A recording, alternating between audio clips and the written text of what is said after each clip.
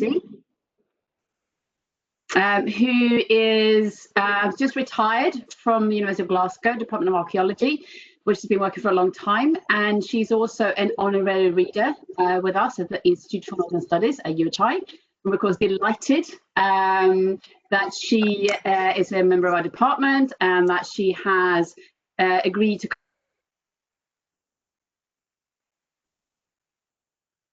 Many of you will be familiar with her work. She's incredibly well known for all her publications and excavations of Viking archaeology. You know, she's working in Scotland and in Iceland, and finds expert, and she's now in I know she's working on and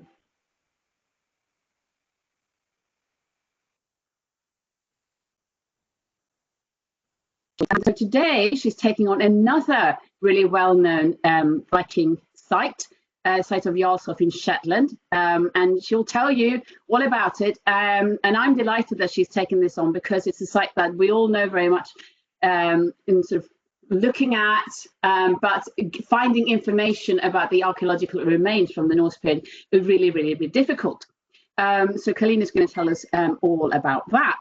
So I will say no more, and I will give the word to you, Colleen. Thank you very much, Alex. It's a great pleasure to be here, and I hope that the sound is clear enough and that you can all hear and indeed, more importantly, probably see the images that I'm using here. So I want to talk about the site of Jarlshof in southern Shetland. And although, of course, it's a very, very famous site for its tremendous contribution to archaeology in general, right the way through from the Neolithic, right through, in fact, beyond the Norse period, I want to just try and focus a little bit on the Norse archaeology. And I want to look particularly at some of the buildings which were excavated, many of them in the 1950s, some a little before that, and to build on the work of the earlier archaeologists. None of what follows could be said without the work of several earlier archaeologists. So the site is iconic for so very many periods in Scotland's human occupation. And each year, well over 20,000 visitors come to the site. They come in groups of large groups and small groups, sometimes with guides, sometimes without guides. But I have to say that if you go to the site, spectacular as it is helpful if you have somebody with you who knows what they're talking about. Many people have that, and therefore it's wonderful, a great experience. But of course, it isn't always possible to do that. And for those people, they have just a snapshot of this great palimpsest and an understanding quite readily of the fact that it continues through time, that the Norse is merely one part of that continuum, and that the remains are special. What I want to try and do is to delve a little bit more deeply into the archaeology of the Norse parts of this site. Now, the site we use is, the site name that we use, of course, is Jarlshof, meaning Earl's House. And this was a name that was given by Sir Walter Scott in 1814. It's interesting that at that time, the extensive area which we now see as filled with archaeology was in fact covered by sand. And the only thing that was visible at the site in 1814 was in fact the later Laird's house, the ruins of the Laird's house. But in 1890s, as you can see from the slide here, the coastal erosion began, and following severe storms. There may, of course, have been coastal erosion before that, but it's not recorded. And there followed from those storms excavations. First of all, under John Bruce, the landowner, and then subsequently through various other archaeologists. I've noted here Alexander Curl, excavated 31 to 6, And he focused particularly on the earlier periods, the Bronze Age and the early Iron Age. And following on from that, Gordon Child had a look at the Neolithic contexts. Now, I have to say at this point that having studied myself in tremendous detail the works, the excavation techniques that are undertaken by Alexander Curl and Gordon Child at another Norse site in Caithness at Freswick Links, which I studied actually for my PhD work, it's quite clear to me that Alexander Curl was a very fine archaeologist and that Gordon Child relied very heavily, as indeed had Curl, but he relied very, very heavily on absenteeism in his archaeology, which meant that it was in fact quite difficult in many cases to totally unpick what he discovered. But that's just an aside, and it's born out of experience from another site. Richardson started excavations of the Norse remains as early as 1933, and he worked right through to the start of the Second World War. The build-up to the war, of course, would have had an impact, and then, of course, it was quite clear that the work could not continue into the war years, mainly because, of course, people were not available to work, but also, presumably, as we've seen so commonly in more recent weeks and months even, archaeology is not always a priority when the world is in upheaval. 1950 to 52, Hamilton, who was then worked for the Ministry of Works, he continued excavations at the site, and he revealed both Iron Age and Norse. And he was responsible for bringing together in a seminal publication published in 1956, a detailed breakdown of much of the archaeology which had been undertaken to that time. And he provided a detailed breakdown of the Norse sequences. He clearly had a good overview of the site. He had a good understanding of stratigraphy, relatively speaking, but nevertheless, there were still issues with this report that he produced.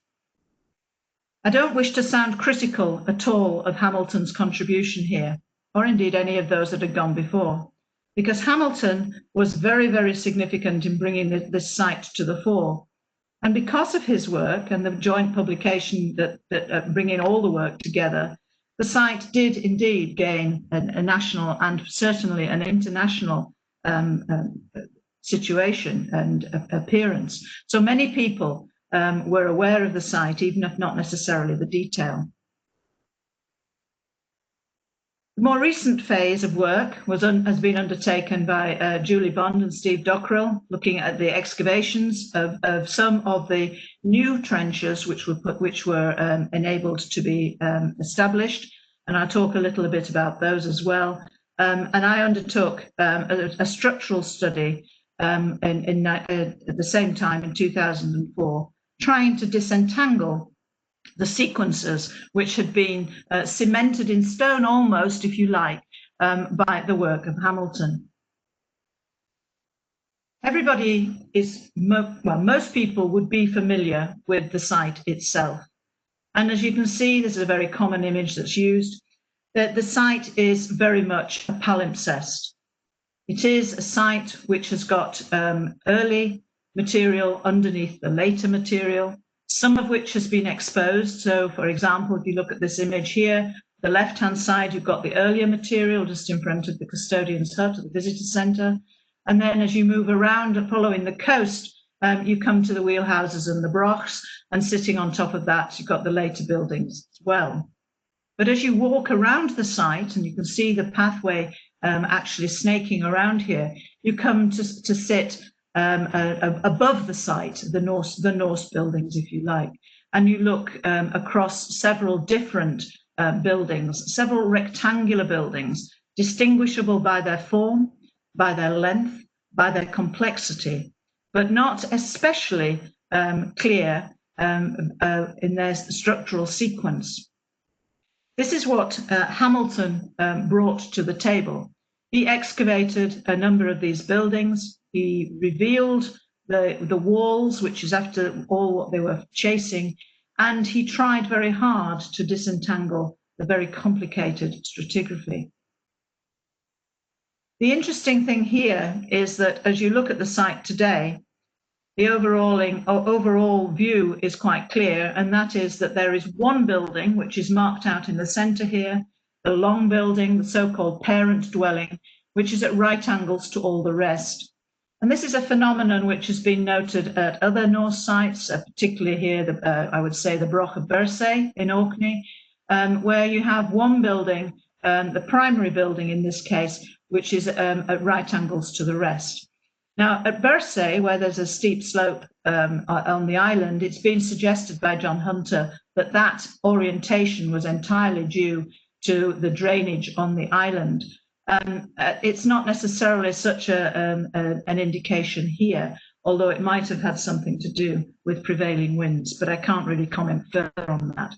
But nevertheless, the earliest building, as distinguished by Hamilton, the parent dwelling, which saw many different phases of building and rebuilding, expansion and shrinkage, is associated with 2 or 3 other earlier buildings, which I'll show in a moment. But the rest of the buildings are basically running at right angles or almost at right angles to that building. Now, you might well ask why so many different building periods are represented here. There is an almost continuous occupation at Jarlshof right through from about 3600 BC to around 1600. And as I've said, it is a site of national and international significance. It's very complicated and it's unparalleled, really, because of its complexity, because of the depth of context that there are available.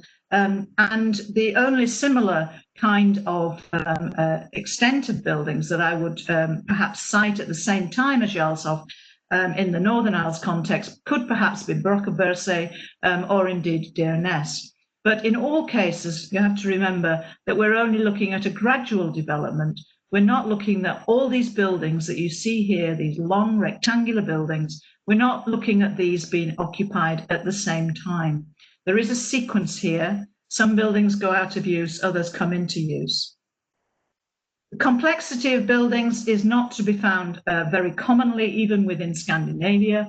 And the rural settlements, perhaps, are those of Jutland, Omgård, Vorbassa or Hodder, all of those sites are perhaps ones which we might want to cite in relation to this complexity. But what makes Jarlshof so significant here is, of course, the use of stone, building stone. This means that we can see the footings of the buildings, whereas in many of the large rural settlements in Scandinavia, we're looking at the use of timber. And so it's very hard to imagine the superstructures on those.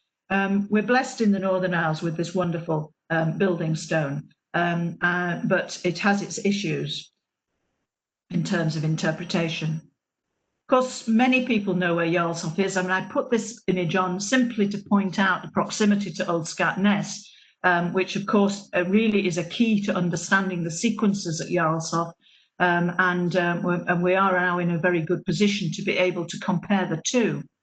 But the other point is to draw your attention to is, of course, that Jarlshof was so occupied for such a long period because it was a choice site located adjacent to a portage, which you can see just to the north of Shetland here. And those of you who are familiar, just to the north of Jarlshof here, those of you who are familiar with Shetland, of course, will know that that is the location of the airport and the only flat area that is in use. That was a portage through many eras, going right back probably to the Mesolithic period, and it avoided. It provided avoidance of having to transit around the very rough waters of the Roost in the very southern tip of Shetland. So it was a good place to stop, and it has its own unique climate. And those of you who visited there will be fully aware of the wind speeds that appear as if by magic when you're standing there, especially if you're trying to give a tour. Now, the 1956 excavation monograph by Hamilton was, as I've said, a seminal work. He tried to unpick the evidence that had been identified. It's a very useful starting point, but if you look at the caption here, I hope you can just about see, it's a little grainy, but the blue buildings that are marked out here are classed as early in the sequence, and the red are late. In other words, they are later than the early ones. Now, that's not always very obvious, because if something is late in one part of the site, it just means it's sitting on something slightly different underneath. And it's quite possible that we're not looking even now at contemporaneity. But if you look at that rectangular building, building one, the one at right angles, you'll see that the core of that is blue, and then it was expanded, and there you can see the secondary phases, which are red.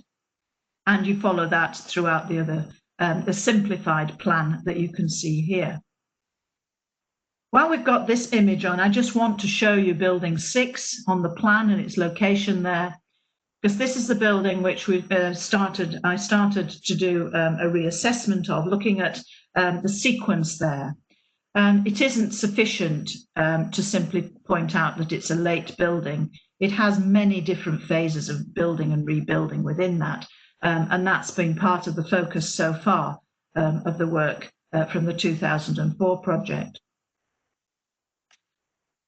Now, it's interesting that the plan which Hamilton drew up, the sequence plan, is something which, of course, has stuck quite readily with subsequent interpretation.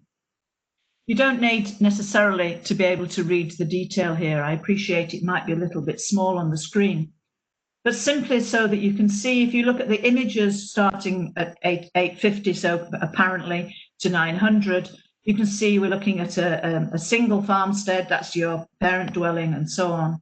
And then it starts to gradually expand. As the family expands, the farm expands, and the buildings are in use and taken out of use and modified right the way through into the 13th century.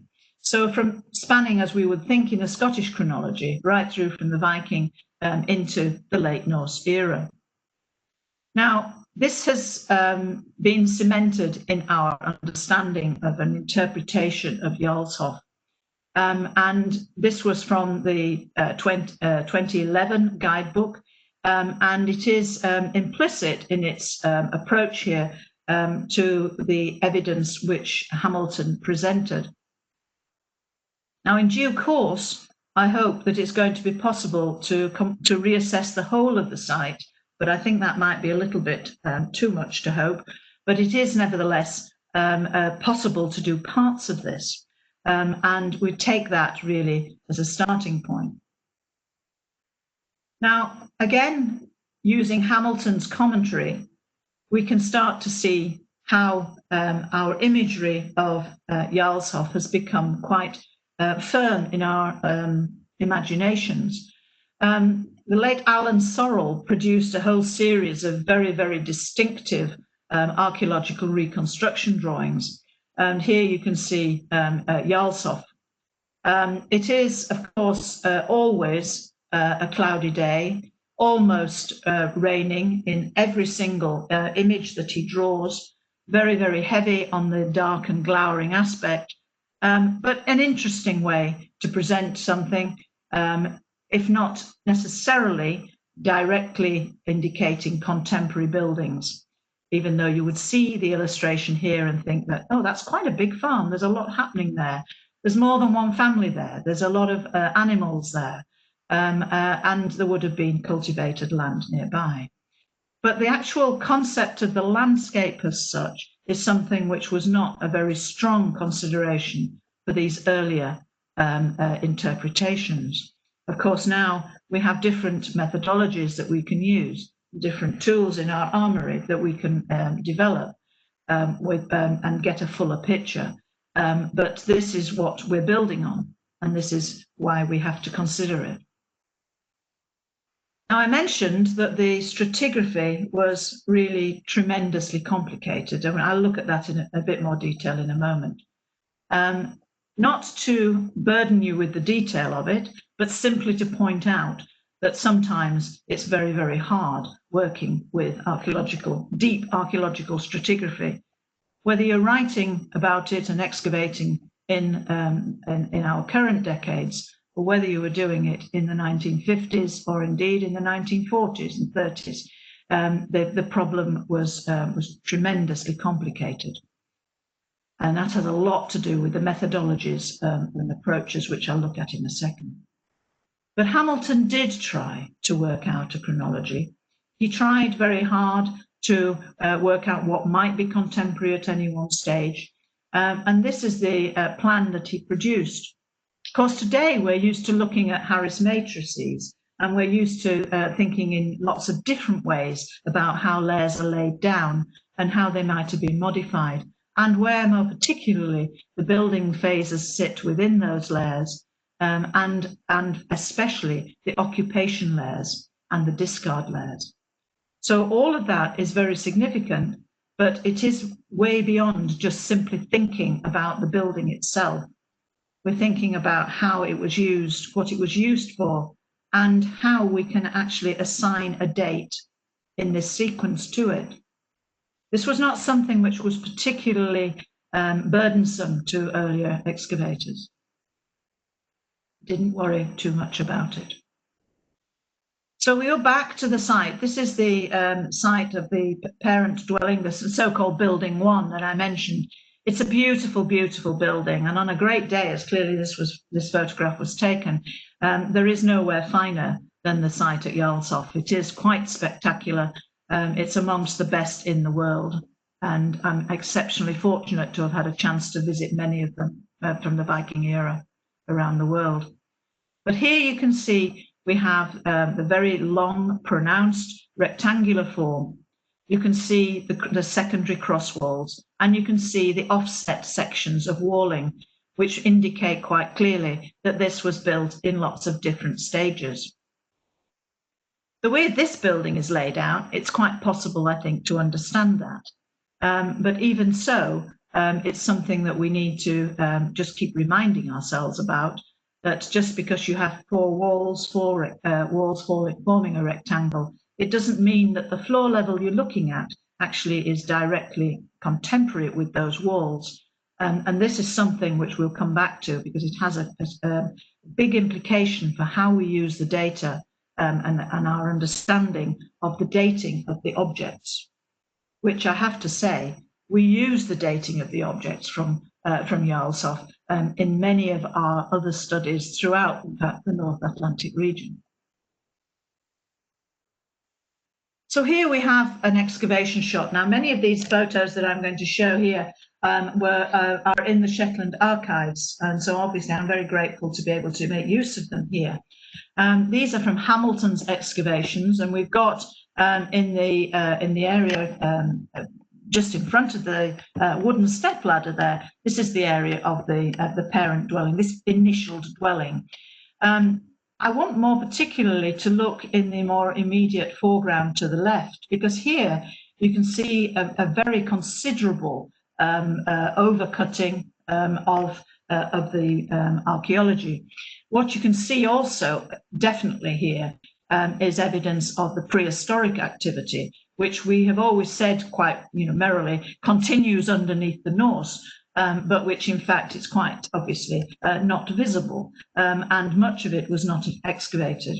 Although here we can see that in fact, contrary to what I believe the excavation record tells us, the published records tell us, they did in fact excavate in Hamilton's phase of excavations right the way down through the Norse layers and down into probably into the Bronze Age contexts, which are quite pronounced in terms of their depth distance from the overriding Norse buildings.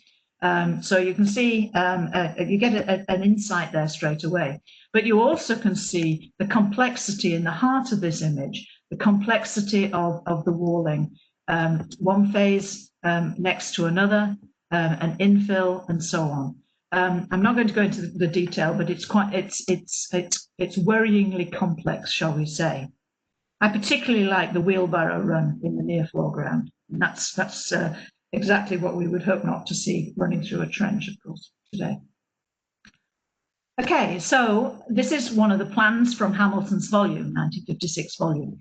And you can see here, he's drawn out one of the groups of buildings, and the one right in the center is building 6, which I'm going to talk about a little bit more clearly now. What you can see also on this are 2 lines which are running slightly at offset right angles to each other, very, very slightly angled, where you can see on the extreme left there is a line which is labelled A, and it goes through to B, and running up in a line from, if you take the caption and you see Shetland, the A in Shetland, you can see there is a point just immediately above that. You follow that with your eye right up through the centre of this building, this main building in the picture here, and this is building 6. It is, as you can see from this, a palimpsest building in itself. It's one of a group in this part of the site, but it is, I chose this one to look at particularly because I thought, or at least I hoped, it was going to be rather more straightforward to reinterpret. It's not always the way things work out. But that building in the centre there is the one which is of significance, and it has a number of different phases within it. The ranging rods that you can see here mark out that line that I've just pointed out, running north-south, starting to expand from the areas across the parent dwelling right the way northwards into the buildings of the building 6. So this gives us, first of all, a sight line and a little bit of an insight into the approach to trying to map this site, which was obviously tremendously complicated. I love the idea that the human to the left-hand side there, the human scale, it appears almost like a ghost. Because he was obviously on the move. However, we'll keep that one in mind because the ghosts of archaeologists past look over our shoulders all the time. But here you can see we also have another line running right the way through sort of east to west across building 6 in the foreground here. Now in excavation, this building that's at the heart here, just immediately behind the ranging rod. This is building 6. And you can see it was excavated over a number of different stages, and you can see from the internal part there. And what we have are a number of different subsections which were added in later. We can see the depth of deposit very, very clearly. You're looking at somewhere well in excess of a metre throughout. And you can also see the midden dump that is on the right-hand side. We'll come back to those in a moment. But if you look in the lower part, in the area where you've got the ranging rod, you can see straight away that the wall has been remodelled, it's been expanded, and it's been extended, ranging from the left-hand side on the image where you've just got 2 courses surviving. Then you've got a kind of a blockage, in fact, probably a door blockage, which is an off-center, where you can see point number 4 on the image. And then if you move on, continue moving on to the right, you can see that there is an additional blockage and then a resumption of the wall. Now, these are on different alignments, very slightly different alignments, and they show us straight away that we're looking at rebuilding phases and modifications throughout.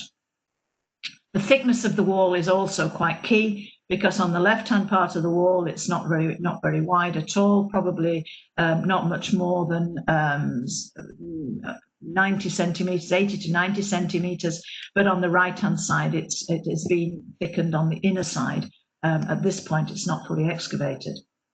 You can also see in the immediate foreground that the outer parts of that structure are underpinned by earlier walls coming through, and there's a distinctive circular feel to one of the structures that you can see here. Without assigning a much earlier date to it, which would be feasible, it is quite clear nevertheless that there are a number of different phases under this building as well as within and on top of it. If you look beyond that, just before I move from this image, you look from beyond this central building, you can see a really fine section of walling, very upstanding, but again, it's been modified. But you can see there is very good quality walling surviving at the site here. And it's very obvious that the site has benefited very well from a good availability of building stone, much of which may well have been recovered, in some cases at least, from the earlier prehistoric, particularly the Iron Age buildings. But a good use of the stone, very well demonstrated here. I have to say that in my experience, there usually is a qualitative difference between stone building, between the prehistoric periods and the Viking and Norse periods. Iron Age stone building is infinitely superior to anything that the Vikings ever managed to contribute to the discussion. So this is actually a surprisingly good piece of walling for the period. As we look back down from the building one right towards building 6, we have in the foreground a small squared building, which is actually made up again of 2 or 3 different phases, and you can see it's been all very carefully landscaped behind.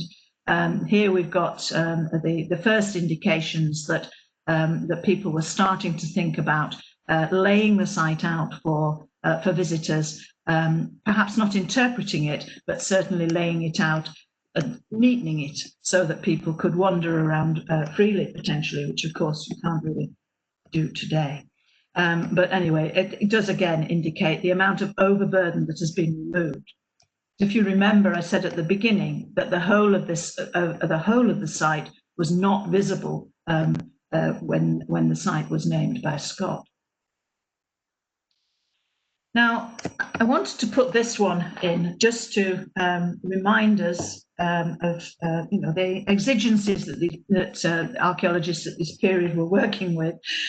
We're used to thinking photographic towers. We now, of course, use drones for our aerial photographs, but here we've got a way to take sub-aerial photographs. And I have to say, I have seen this kind of kit in action in more recent excavations, well, within the 80s anyway, and it is seriously scary in prospect to use that, but it does most particularly, I think, show the sense and the intent was to get an overview of the building. It is the only way that you can actually start to understand the constructions that we have on the site. While this one is on, I want to just draw your attention to the very rich Midden Deposit, which you can see here, the black mound, the dark mound, which has just been dumped in one corner, which presumably has already been excavated. If you look at that, you can see that it's really very, very dense and black. There are many different Midden descriptions that Hamilton provides. Red peat ash is one of them, but also this dark midden. And in a modern sense, probably what we would try to do to link the stratigraphy across the site would be to look at what we would class as isochrones, where we would look at the same Midden deposits or interleaving contemporary Midden deposits spanning one building to the next, which would give us a tighter sequence. But that was not something that was happening at this period. And indeed, it's very interesting that the ecofactual recovery from the site up until modern day really is really minimal, and yet there must have been a lot of debris available to study. We could see that from the results of the 2004 work as well. What also from this image you get a very important indication of the approach to archaeology, the approach to identifying the extent of a building. Immediately behind the pile of midden in the foreground, you can see that there is what we perhaps call a sondage or a cut, which takes in underneath the walling, but also probably for about, I suppose it was probably about 2 feet in imperial measurement, where they've cut down to see the nature of the deposits underlying the wall. But in doing so, what has happened is that the contemporary floor deposits associated with these 4 buildings, four walls of the building, are now lost. They were not fully recorded, and by literally wall chasing, it has meant that in many, many cases, the floor deposits are divorced from the walls, as indeed are the associated midden dumps, often outside the walls. And this is important because it means that that's the means by which you date the use of a building, by the presence of its artifactual assemblages, particularly from earlier excavations. And that's something which we need to try and work with and to understand more fully. And that's what I'll be coming on to shortly. So I talked about the thickening and the widening of the walls that you can see here, particularly on the left, kink of building 6. You've got the very obviously secondary building that you can see at the far end of the building by the ranging rod. And you've got some traces here of a paved interior floor. There is some bier building, a little bit anyway, within the interior at the far end of this building. But it's very, very fragmentary.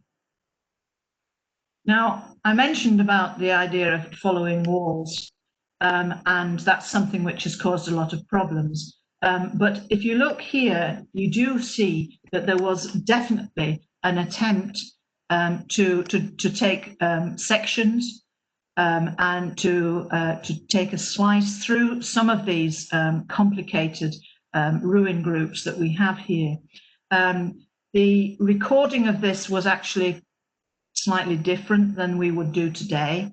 There isn't so much detail, but I think that what is important here is perhaps not the detail, but is to see the overburden, the depth of the overburden here. We're looking at a considerable depth. In some cases, it's well over 1 meter, maybe even 1.5 meters. And this is the deposit which is associated with adjacent buildings where the rubbish has been thrown out of those buildings and therefore sits on top of the adjacent walling, as you can see here. So they're working obviously using trowels, they're using shovels, and they have made really, the workmen in this case, under Hamilton's tutelage, have made a very, very good job, I would say, of clearing up that wall. It would have been very straightforward to plan, although that was not really a priority. As such, the detailed plans are not really the kind that we would work with today, but nevertheless, it does show you that they are thinking about the nature of the walls, the location of the walls, even if they're not distinguishing between the inside and the outside of the buildings. So this is how the site looks today. So we're looking basically here from the north to the south, and what we can see is the entranceway, the secondary walling, as you can see, covered by grass, and you walk through the area where the cattle were kept, or the sheep maybe, but cattle probably. And then as you look forward, you can see that the building as it stands today has been very much remodeled, as you can see here. And there is very little indication on the ground that what you're looking at here is something which was built over probably a number of generations and modified through that period. Modified with perhaps internal bierage, but there is no large central fireplace indicated here as there was in the primary building. And the far wall that we're looking at here is all a secondary structure which has been added in. And so we come to look to see how we might work out how to reinterpret these walls. Starting only with the walls, It's not the easiest of things to do, I have to say, but nevertheless, if you look at the left-hand image here, you can see how Hamilton was completely aware of the fact that this was built in 3 different stages. He did unpick the building quite well. He also, on this case, included a distribution, a spatial distribution of the finds that were recorded. And you can see the captions on the left-hand side. It's a little small, but basically looking at loom weights and whetstones and pot lids, spindle wheels, and so on. So he was mindful of the distribution of the finds.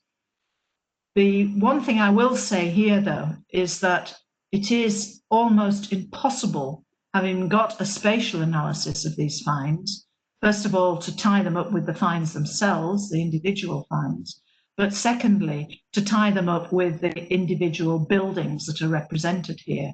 We're looking at least, by Hamilton's reckoning on that left-hand image, we're looking at 3 major building phases.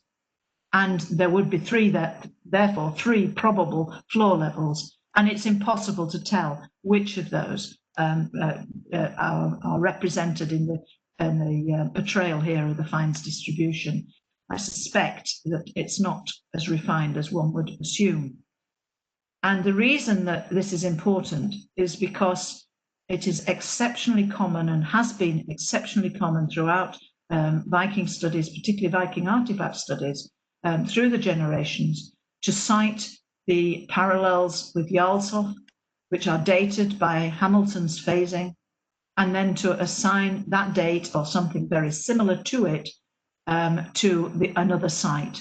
And that is something which needs very, very careful reconsideration. I think it will be possible through this work to at least take some of that information and rework it. So the building on the left is Hamilton's drawing of it, his planning of it. And the building on the right is a slight reworking, where you can see that there are actually a number of different phases. I just tried to divide it into early and late, which is, of course, terrible, having just criticised Hamilton for coming up with primary and secondary and blue and red. But nevertheless, it's possible to look at the varying stages of build and to try and build up a sequence, an expansion of this building. So using both photographic work and also primary planning work, replanning, we've managed to come up with some variations on a theme. Now, there are a number of different things which are different between the two, and the detail is probably not too interesting to most people, but I just draw your attention particularly to the inclusion of the shaded blockage on the right-hand side of the new image, which is coming into the building, right at the midpoint almost. Well, there you can see we have a division, quite clear. It's not as clear on Hamilton's image. And in fact, it's very interesting because it has a number of different loom weights positioned in the finds record on Hamilton's drawing, particularly at that point, which would imply to us that there was probably a standing loom in use. Interestingly, that in fact there is in the revision of that, there is quite clearly a later piece of walling which comes on top of that, but there is no clear evidence of that kind of interrogation coming from Hamilton. So that's a starting point, really. It's not an ending point, but it is nevertheless something that's worth bearing in mind. Now, I mentioned already about this considerable overburden, and I think that this is very important for us to remember, because working through these deposits is something which is very, very problematic and has led to the divorce of several different stratigraphical horizons. This is a really good, or if you like, bad example of the depth of trench which was cut through, and the separation, if you like, of finds which would have been found as this whole trench here was dug out. and the finds were not tied in with the various levels of the stratigraphy. So you've got several different buildings represented here. If you look at the numbers, you can see that there was a concerted effort to differentiate layers, but unfortunately any of the finds that were recovered lack the information that we can see on the pictures. So it would be so very nice to be able to say that so-and-so loom weight was found in layer 2 in building 4 or 5 or whatever building this could be. But in fact, it doesn't work that way. And that is a big issue. Now, I mentioned already about the spatial analysis of the finds distribution across the site. And this again is, of course, using Hamilton and the points that I made earlier about the which floor level they sit on is something which is, I think, very important to just bear in mind. The best we could do, if you look at the building here, is the best you could probably do would be to simply point out that there are likely to be problems with it. And you can see here very, very clearly that this is the case. The top image, we have one building, and then we have quite a sealed deposit, and then we come down with the sealed deposit which goes right the way underneath that walling and sits on top of an earlier floor level. So the floor deposit here will have been planned almost inevitably as the floor level of these walls, for these walls, and that's not happening because it's not accurate. Now, the finds from Jarlshof, it doesn't matter what period you tend to look at, but the finds from Jarlshof are really very spectacular. And it's hardly surprising that people have made use of these to ensure that they can look at comparanda throughout. And one of the things that we have here, particularly, are these wonderful animal-headed pins. And these are my favourite, actually, of all the objects from all Viking sites that I've ever had the chance to study. These are my favourites. These are ones where what you have is very, very clear indication of somebody with a sense of humour carving these, I think. They're almost Disney-esque, at least the bottom right-hand ones on the right-hand image. But these are now found at many other sites. And interestingly, at Jarlshof, they're assigned to a 10th century date because they're associated with a certain kind of midden, a red peat-ash midden.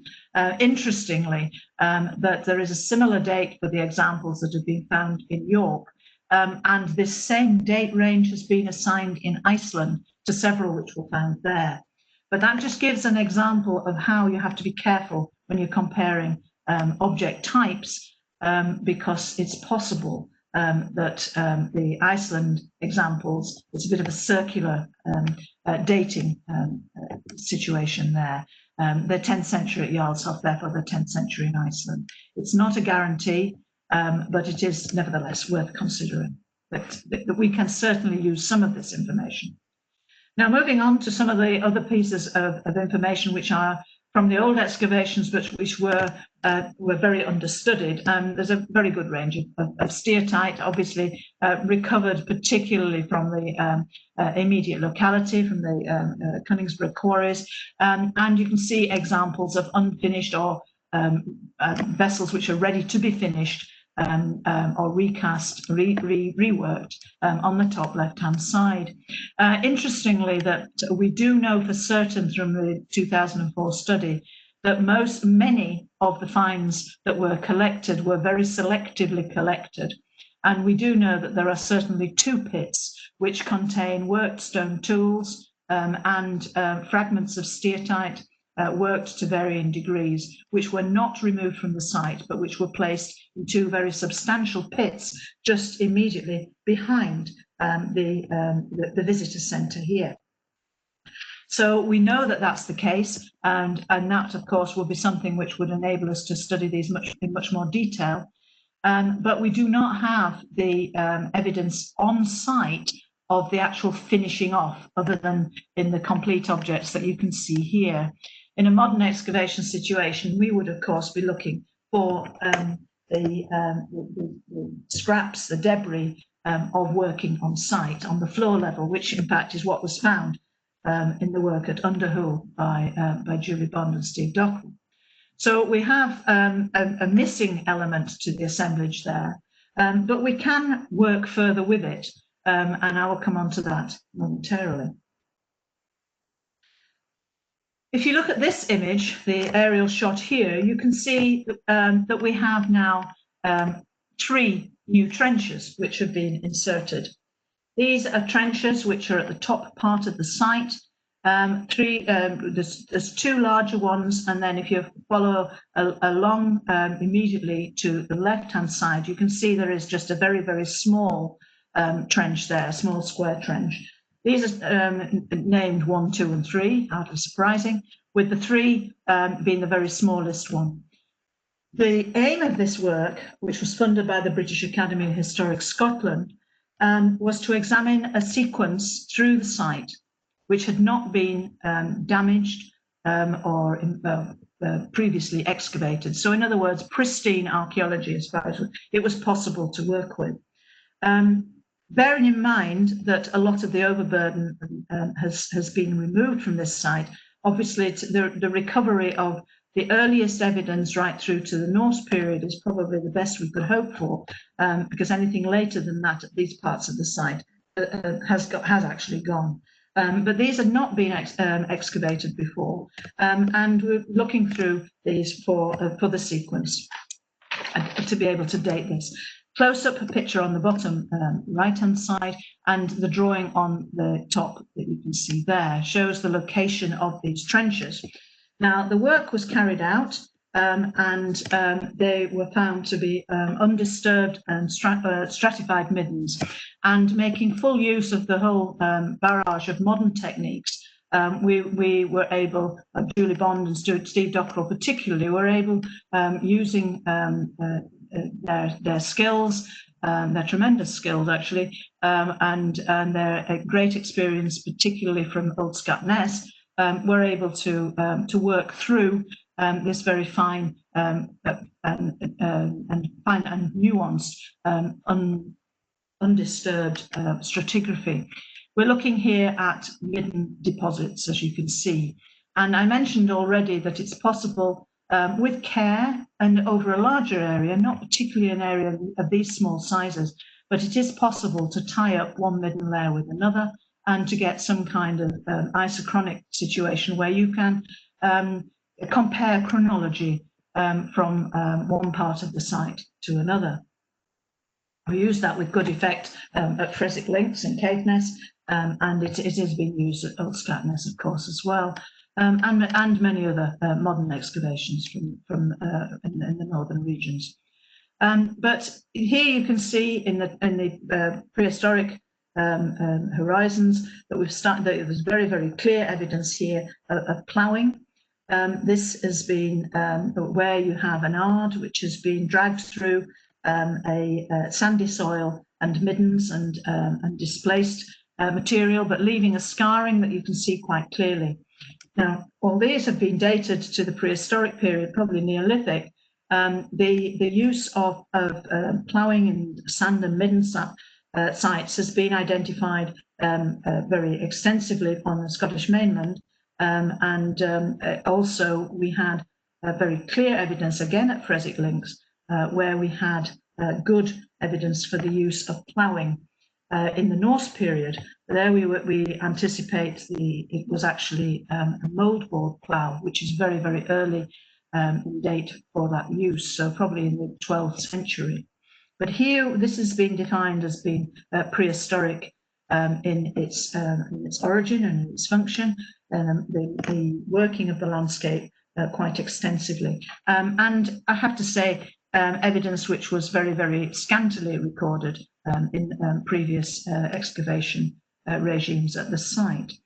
Here you can see what one of the main aims of the new work has been to take carbon-14 dates and to submit them for precision dating. This is work in progress, but it does give us, certainly in the prehistoric era, some more defined dates. Now, bearing in mind that there are no C14 dates from any of the earlier work. So the work at Jarlshof in more recent years, in the 2004 sequence is very significant for that. And so we're all gradually working towards getting this into the public domain, but it will be very important. We'll also include C14 material, which will take us up into the Norse arena as well. So the Norse Midden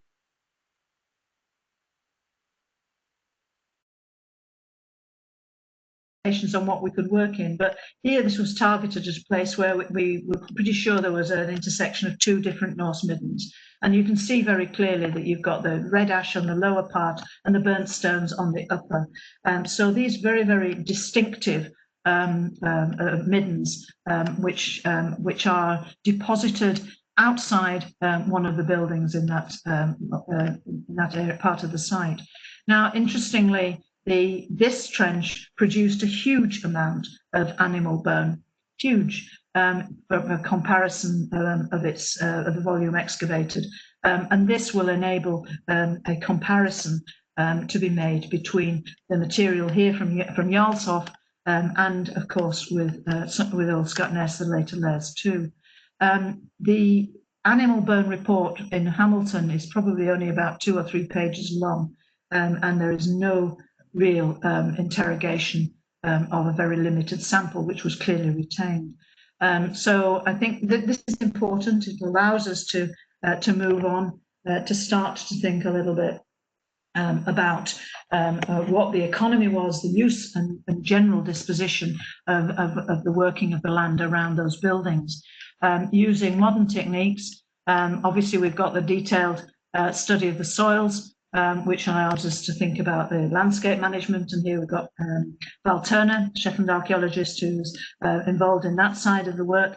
And we've also got them here, colleagues from the University of Bradford, taking magnetic variations, basically trying to characterize the deposits and to understand how they were formed, whether it was swift formation, whether it was made up of a lot of burnt material, or whether it was a very gradual progression. All of this is important for considering how this site functioned as a rural farmstead and beyond, almost as a township.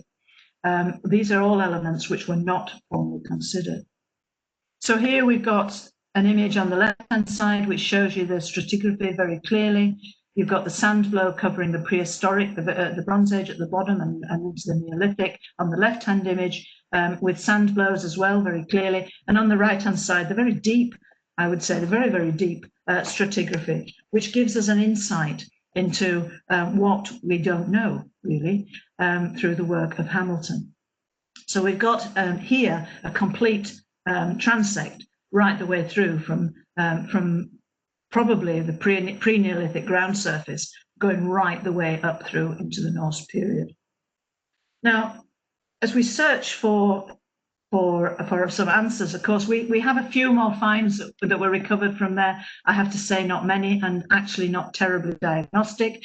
And that is the big issue that we have, is a lot of the Northern Isles images are not filled with really diagnostic, datable diagnostic finds.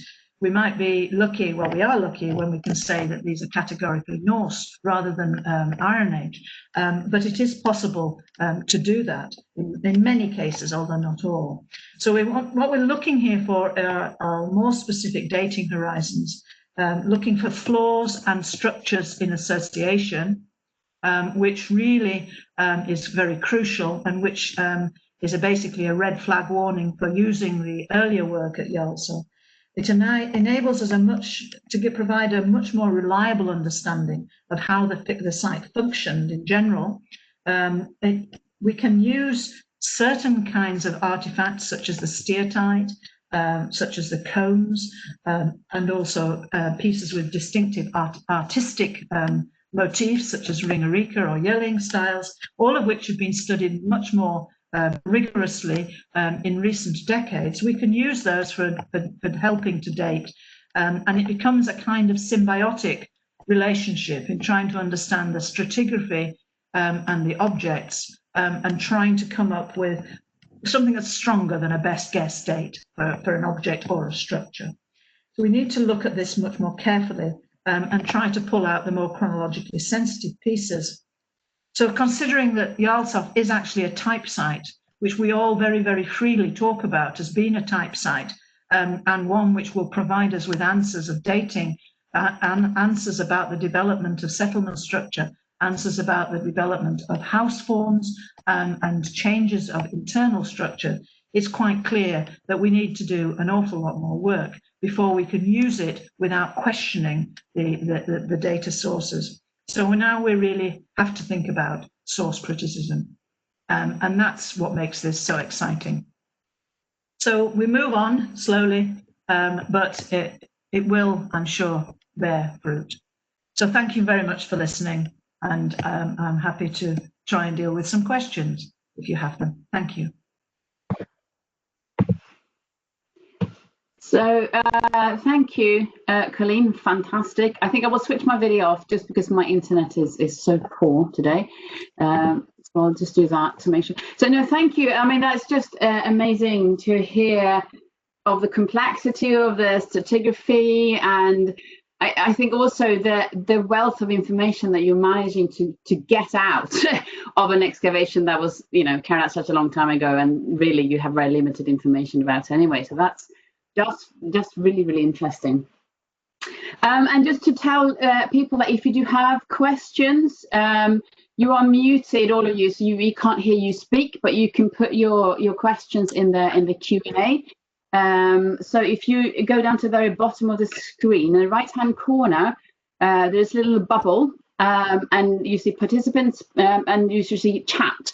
So you click on the chat, so the Q&A should come up, and you can type your questions in there, and I can read them out for you, so that Colleen can hear them. We can all you can try and answer them. I was just thinking, Colleen, if you think about the Broch of Bursey in Orkney and Jarlshof, I mean, they often people talk about them together, but how would you compare the two sites now that you excavated the Broch of Bursey yourself as well? Well, yeah, I mean, as you say, they're very commonly talked about in the same breath, and I have also done that today. But the reality is that they are very, very different, I think, anyway. And I don't necessarily have to personally view Jarlshof as being a high status site, whereas conventionally we would view Bursey as a high status site of the Earls. I'm not saying Jarlshof isn't high status, but I think that it's much more of a regular site, if you like, a farming settlement. And because of that, and only because of that, really, I think it actually gives us potentially so very much more information, because this is the site at Jarlshof which has got a wider range of buildings. It's got many, many more buildings, although, as I've said, the caveat there is you have to think about what was contemporary at any one given time. It doesn't have a church, which is one of the things which is always a big question for Jarlshof. We have no idea whether there was a small church or a chapel there, which would be important to locate if indeed it was required. It may not be required, but I think that's very, very important. And so I don't really think that it's necessary to compare the two directly, is what I'm saying, really. Jarlshof has got a lot of space to expand. Bursey, of course, more limited because of the island nature of the site. Although Jarlshof and indeed Bursey both suffered or gained, however you wish to politely put it, from earlier interventions, I think the unpicking of them is tremendously difficult. And I know that the Broch of Bursey, the latest volume, which is due out, well, probably within the next few months anyway, has been a great trial for Chris Morris to put together because of the very great complexity caused by the earlier excavations, where the deposits were truncated and removed without record. So I think that you have to try and compare like with like, and I'm not convinced that those two really are comparing. You can compare those two together. Yeah, thanks, Colleen. I guess sometimes it's also the name Jarlshof, but that kind of confuses people. But we need to remember that that's a much later name. Yes. So maybe Yes. that's why you think of a high status site. Well, I have another interesting question here.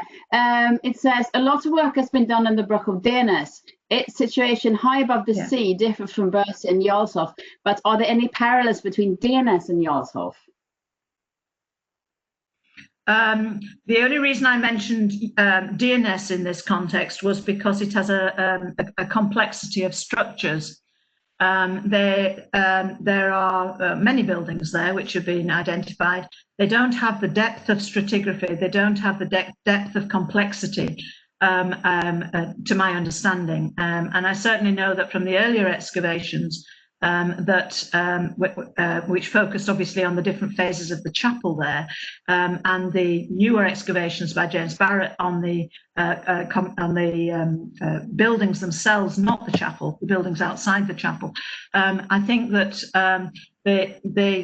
they lack the depth of stratigraphy, which leads us to have this great complexity, shall we say. So I don't necessarily think that that's comparable either. And there is always a tendency that, you know, when we're talking about Norse buildings in Scotland, to lump them all together and the sites together. But it's quite clear that any number of sites that you excavate are all very, very different.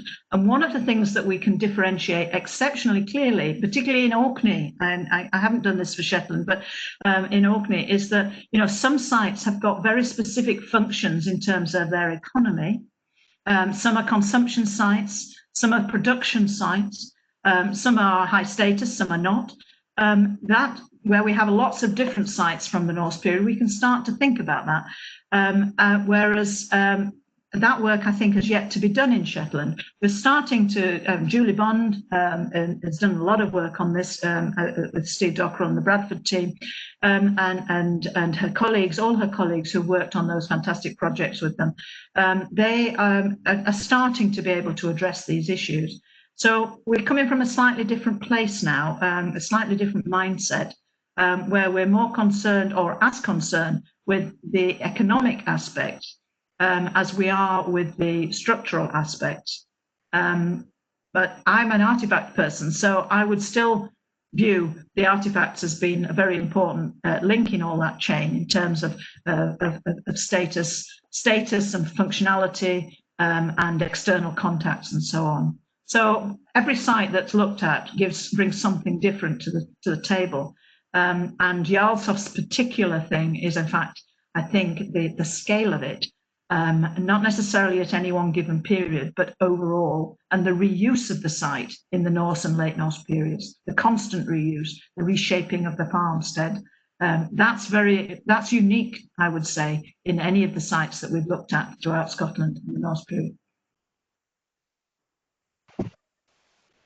Thank you. So the comparison continue here, Colleen, if you don't mind. So we have a question about how you would compare Jarlshof with the site at Fresig Links. Yes, okay, fair enough. I walked into that one myself.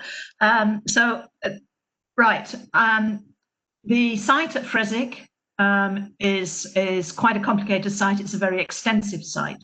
But in fact, the Norse buildings that have been excavated, both by Curl and Child, and then more recently by Batey and Morris, were reformed. They had reused stones. They were remodeled, but it's all rather a smaller scale, as far as we're aware, than Jarlshof.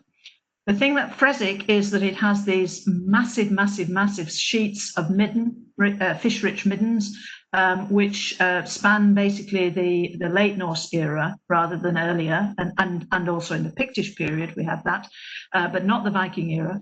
And so what we have is an area which is probably about half a mile by a quarter of a mile, which is just Norse middens, right? So that extent is fantastic. But what we don't have as part of that is a full understanding of how many structures there are within that area. Conversely, when we come to Jarlshof, we know where the structures are, and there will be more, of course, but we know where the structures are, but we know less about their associated deposits because of the way it was dug. So it's the flip side to Freswick, if you like. And we know that Freswick was a specialised site, it was a fishing site.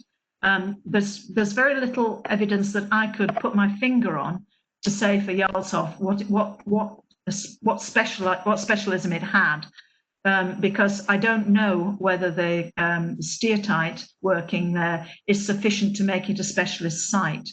And the reason I can't say that is because we only got a small sample of the material, and that's why I mentioned about the rest of the material still being actually in the pits where it was put at the end of Hamilton's excavations.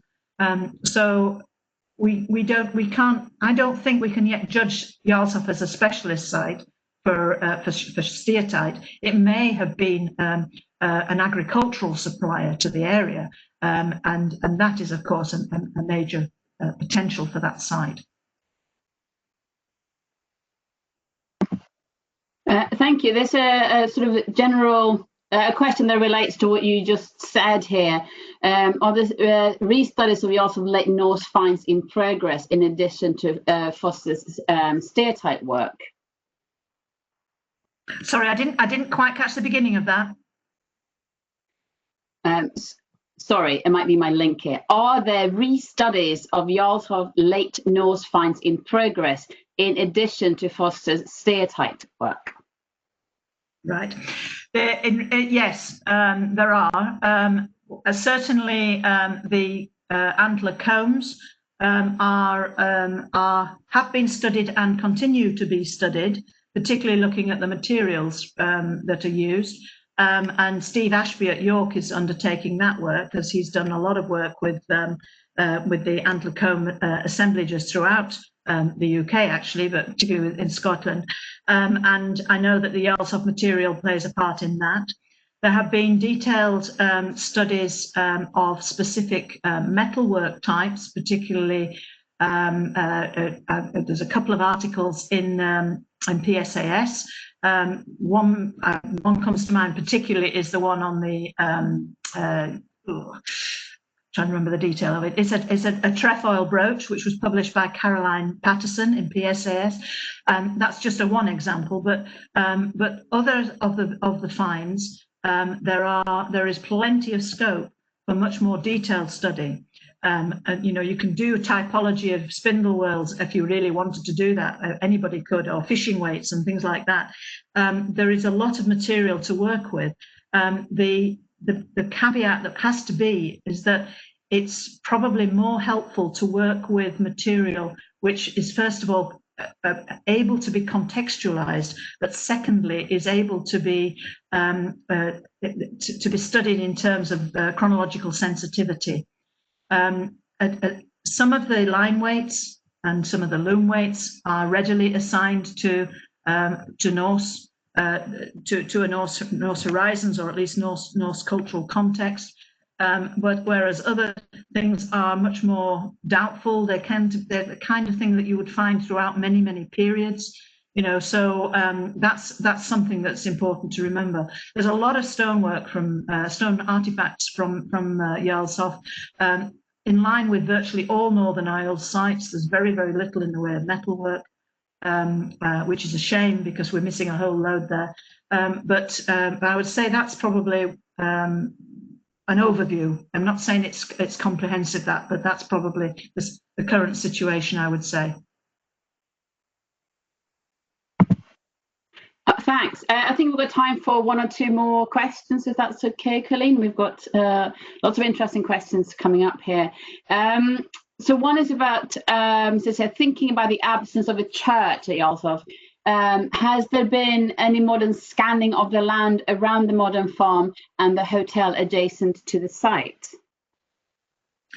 Yes, there has. There has been work undertaken there. University of Bradford's done quite a lot of scans around there.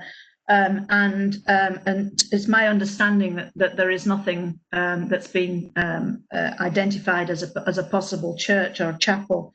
I may be wrong on that, and I'm happy to be corrected. But I think that's the case. I think I for sure think that there will be a site, a church site somewhere in the vicinity, and I think that it may be just in an area that we've not really thought to look yet. And I can't explain that because I don't know really where we would look. But there's a lot of sand overburden in the area to the behind the site.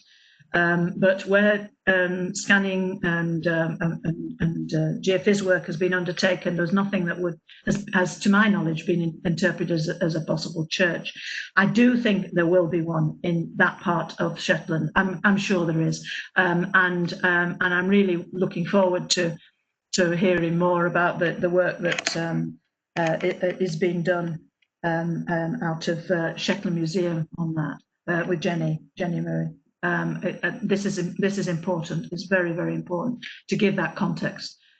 All the sites that we have, although except for Freswick, of course, when you come back to it, but all the sites that we have got some kind of ecclesiastical building in the vicinity.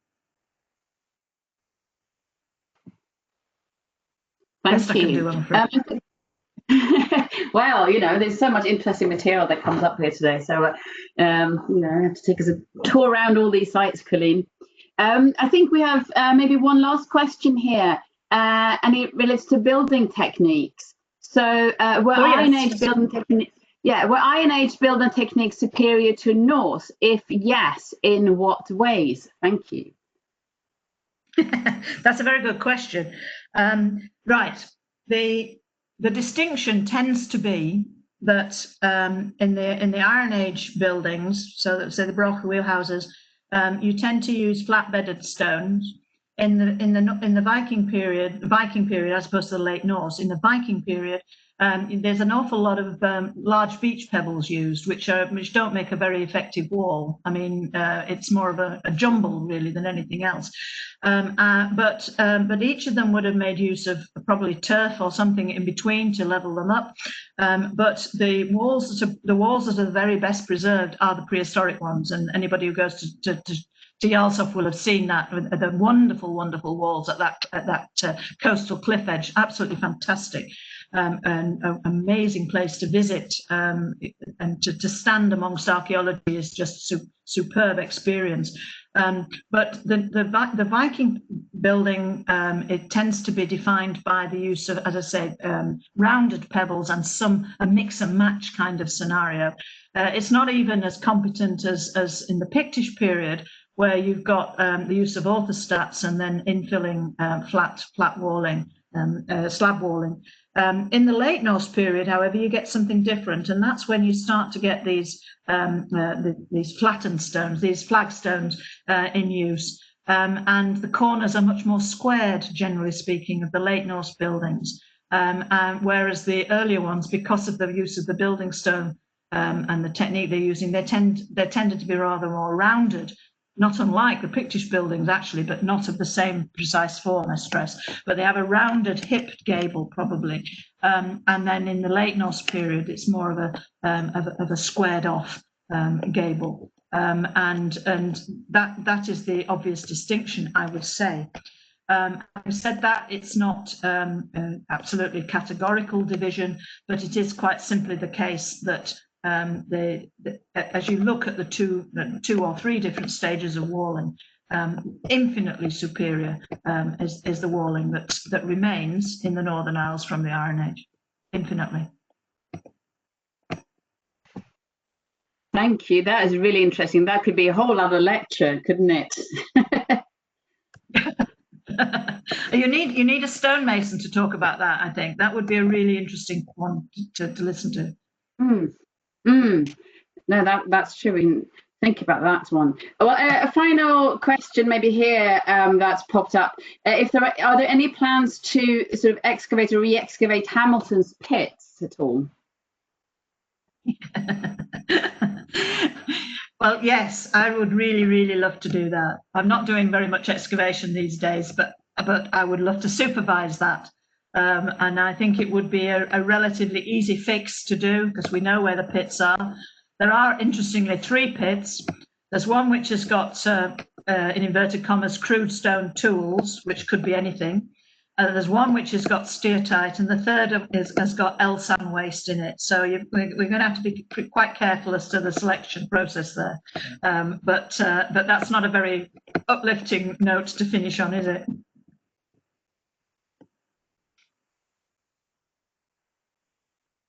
Well, you know, there's always more work to do, so we can bear that in mind. Maybe that's the point to say. Sorry, go on, Colleen. I was just going to say, we don't want to spend our time investigating chemical toilet waste. That's all I'm saying.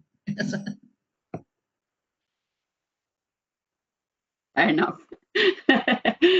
Well, let me just point to say a big thank you to Colleen once again for giving such a fantastic lecture, and the width of it. It's really sort of taken off in the questions as well. So we really sort of put you to the test here today. And thank you to everybody who attended. I think we hit 108 participants, so that was really well attended. And there will be more lectures coming up as well. So keep an eye on Facebook and Twitter and our website, and we'll keep you posted about forthcoming lectures. So thank you, everybody, for joining us today, and thank you, Colleen. You're welcome. My pleasure.